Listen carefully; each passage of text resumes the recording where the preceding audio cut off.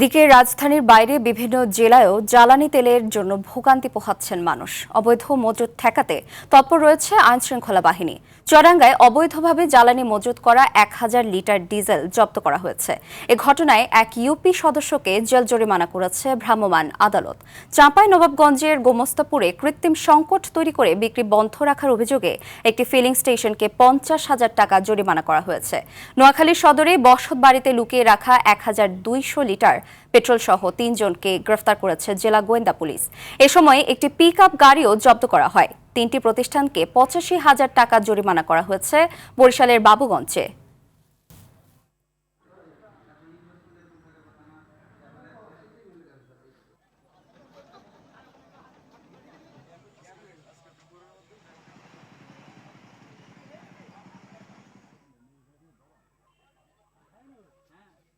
জ্বালানি তেলের আরও খবর জানাতে মেহেরপুর থেকে সরাসরি যুক্ত হচ্ছেন সহকর্মী মাজেদুল হক মানিক। কৃষকরা চাহিদা মতো তেল পাচ্ছে না, এতে বোরো ধান এবং পাট আবাদে কি প্রভাব পড়ছে? এছাড়া যানবাহন চালকরা কি বলছে ব্যাপারে জানাবেন। আমি এই মুহূর্তে লাইনে যে দাঁড়িয়ে আছি সেটি হচ্ছে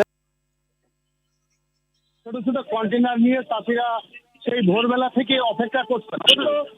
কিছু চাষি ডিজেল তারা পেয়েছেন এবং পেয়ে তারা নিয়ে চলে গেছেন এবং আরো যারা আছেন তারা এখনো পাননি এবং এই ডিস্ট্রিবিউশন ব্যবস্থা নিয়ে চাষিদের কিন্তু অনেক অভিযোগ রয়েছে। আমরা যদি তেল পাম্প থেকে যদি একটু মাঠের ফসলের ক্ষেতের দিকে যদি তাকাই তাহলে যেটা এই মুহূর্তে কিন্তু আসলে আমাদের খরা মৌসুম, বিশেষ করে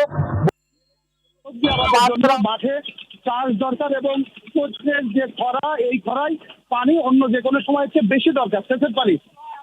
কিছুদিন ধরে আমাদের মোটামুটি যে বৈদ্যুতিক সেচ পাম্প ছিল সেটি নির্ভর ছিল, চাষিরা স্বস্তিতে ছিলেন, কিন্তু গত কয়েকদিন ধরে যে হারে লোডশেডিং শুরু হয়েছে তাতে কিন্তু চাষিরা এখন মাথায় হাত দিয়ে বসেছেন এবং চাষিরা বলছেন যে তারা ডিজেল নির্ভর বা সেচের দিকে তারা গিয়েছিলেন, কিন্তু তারা ডিজেল পরিমাণ মতো না পাওয়ায় সেই ক্ষেত্রে ব্যাহত হচ্ছে। অন্যদিকে তীব্র লোডশেডিং এর কারণে চাষি কিন্তু মারাত্মকভাবে ফসল বা যে উৎপাদন বিপর্যয়ের আশঙ্কা করছেন। আমরা বৈদ্যুতিক যে সমস্যাগুলো পল্লী বিদ্যুতে আমরা খবর নিয়েছি, তারা বলছেন যে প্রায় অর্ধেক চাহিদার অর্ধেক পরিমাণ বিদ্যুৎ তারা জাতীয় গ্রিড থেকে পাচ্ছেন, যে বিদ্যুৎ দিয়ে ঘন্টা প্রায় 12 ঘন্টা পর্যন্ত তাদের লোডশেডিং করতে হচ্ছে। তো এখানে আমরা যে চাষিদের সাথে আজকে আমরা কথা বলেছিলাম, চাষিদের দাবি যে তাদের অন্ততপক্ষে 10-15 লিটার করে যদি ডিজেল দেওয়া যায় তাহলে অন্ততপক্ষে 2-3 দিন তারা নিশ্চিত থাকতে পারেন, কিন্তু চাষিদেরকে 5 লিটার করে ডিজেল দেওয়ার কারণে এবং দীর্ঘ সময় অনেক ক্ষেত্রে চাষিদের একটা দিনই কেটে যাচ্ছে ডিজেল সংগ্রহ করার জন্য। অন্যদিকে আরেকটা বড় সংকট তৈরি হয়েছে, যেটা যে প্যাক পয়েন্ট এবং যে এজেন্সিগুলো ছিল সেই এজেন্সিগুলোতে তেল ডিজেল দেওয়া বন্ধ ছিল, তবে গত 2 দিন থেকে আবার সেখানে সরবরাহ শুরু হয়েছে।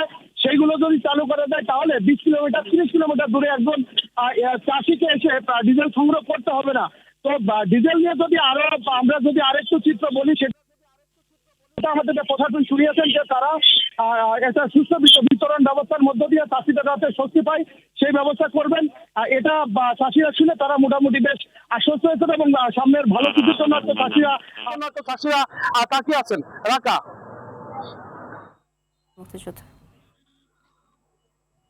ধন্যবাদ।